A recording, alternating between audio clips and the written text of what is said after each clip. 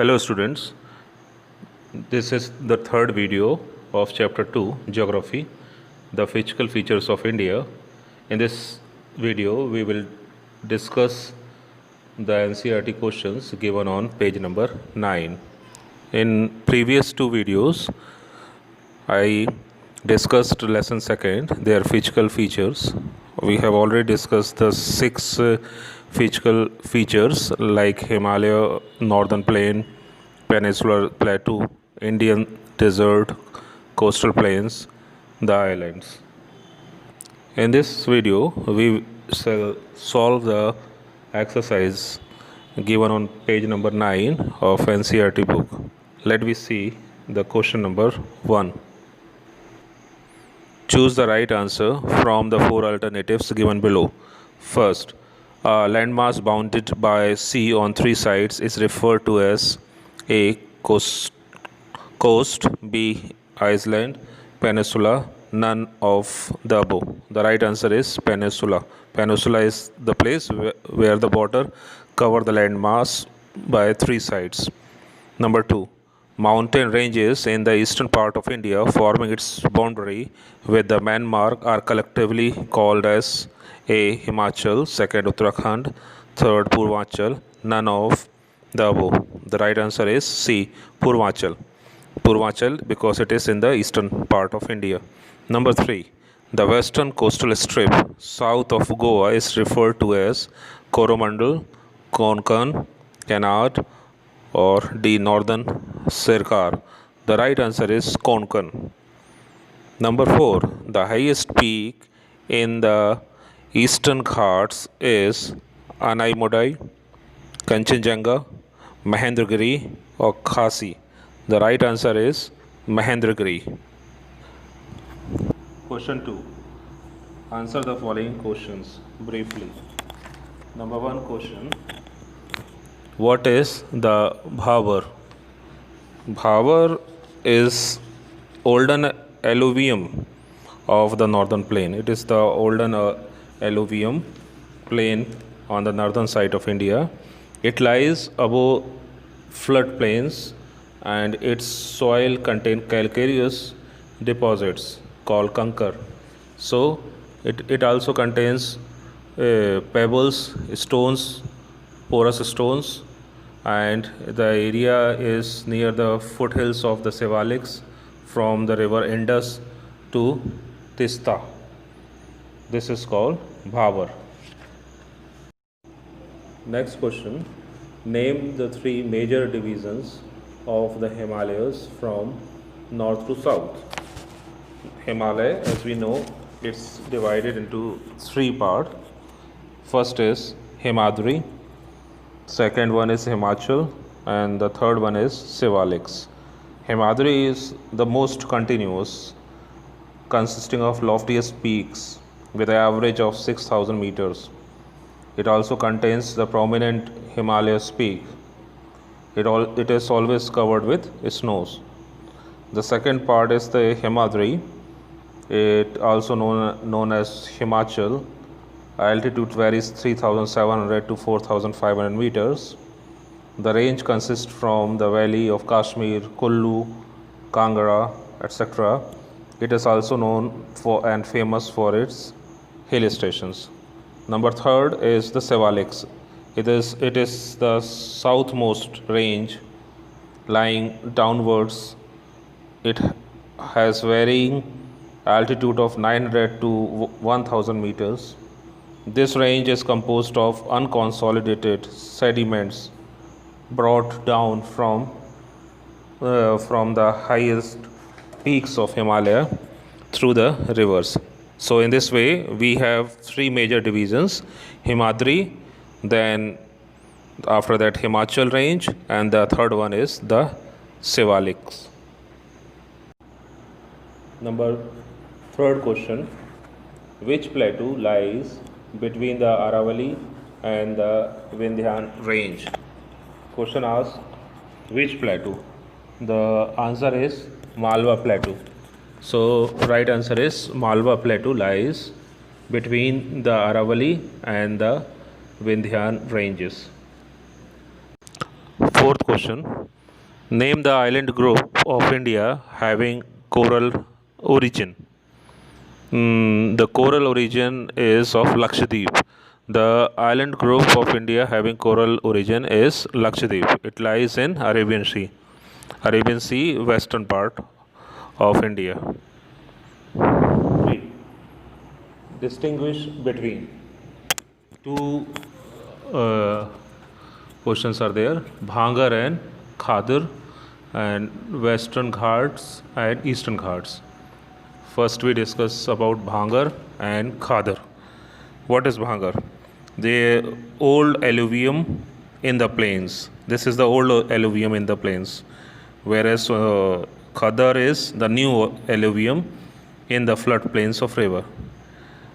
Bhangar, it forms the alluvial uplands above the level of flood plains. It contains conker nodules with calcium carbonate in subsoils. So it is a calcareous part of soil, Bhangar. Whereas in Khadir, it provides the best fertile area subject to floods. It is more fertile than Bhangar. So Bhangar is less fertile, whereas the Khadir is more fertile soil. It is new.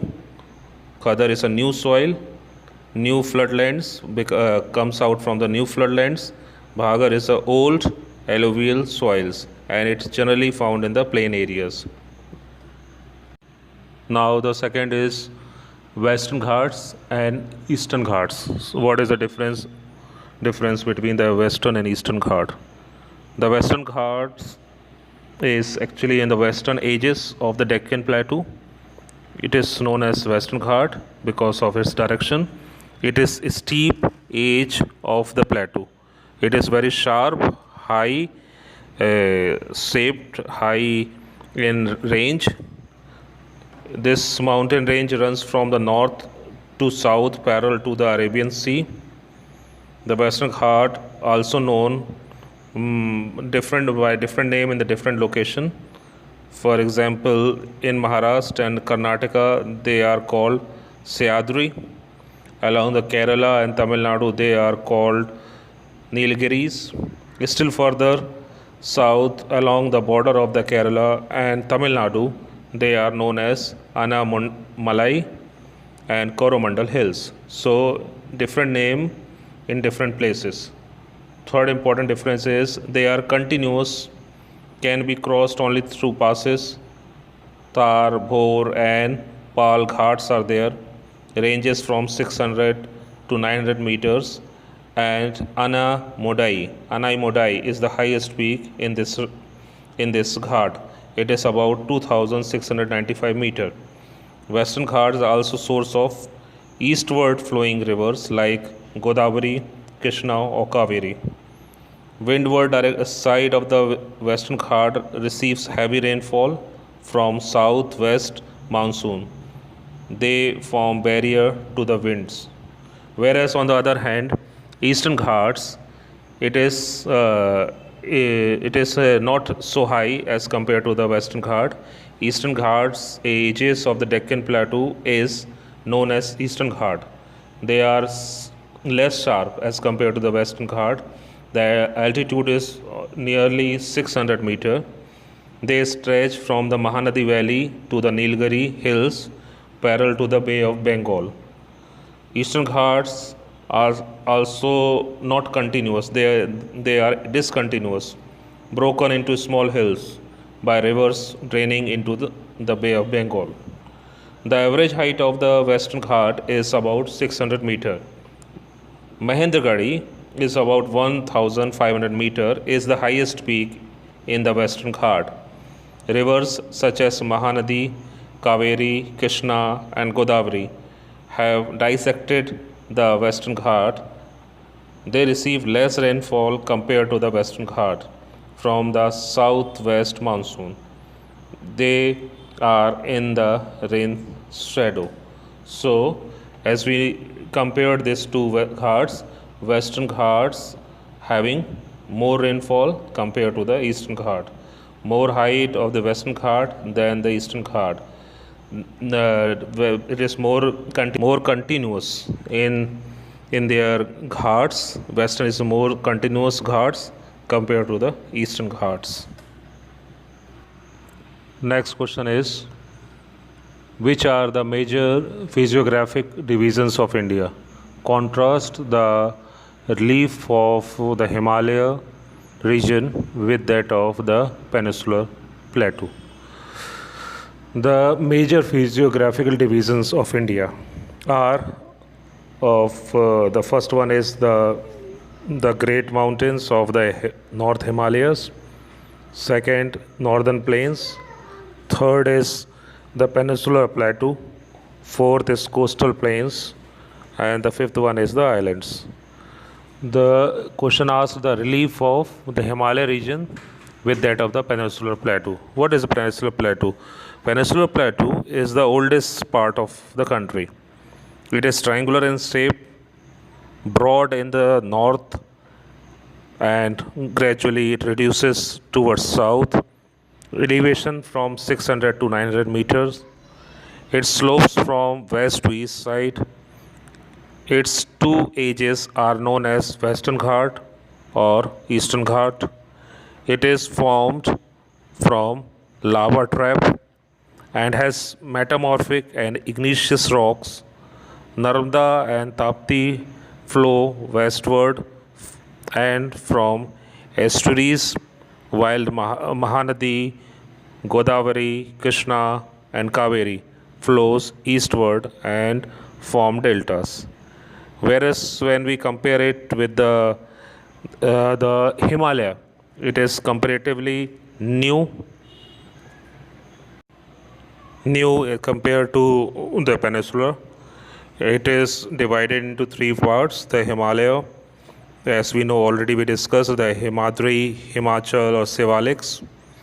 It has compared to the more geographical area to the peninsula, and lower part of it is a northern plain which is fertile compared to the peninsular part, and we can see more differences when we read the chapters once again. We go through the chapter and understand the difference between the peninsular plateau and Himalaya region. As far as the reef is concerned, Himalayas region having sharp reef, high peaks, which we cannot see in the peninsular plateau. Peninsular plateau is more or less is flat table-like structure, whereas the Himalayas region is full of hills and high peaks. Give an account. Number 5 question is there. Give an account of the northern plains of India. Northern plains have been formed by 3 major rivers: the Indus, the Ganga, and the Brahmaputra, and their tributaries. It is the most fertile plain in the world in our country. It spread almost 7 lakh square kilometer, mostly densely populated region in our country. Northern plains contain rich alluvial soil, cover almost major part of it. It is adequate. It also have adequate water supply, favorable climate for crop cultivation. There are many rivers, riverine features also, like alluvial fens, floodplains, and oxbox lakes are there. Rivers have deposited loads of mud and silt in their channel. Many ancient and large cities are located in this region. So in this manner we can say it is the oldest and most fertile plain of our country as well as world. The major rivers like Indus and its tributary like Satluj, Jhelum, Chenab, Ravi, Beas, also the part of the northern plain, and like Ganga and its tributaries Yamuna, Gomti, Kosi, Ghagar, and rivers like in southern part Chambal, Sindh, Betwa, Kane, also the part of this northern plain. And when we move towards east part, so Brahmaputra is the biggest river there. Major features like it covers a 3200 kilometer area from Indus to Brahmaputra.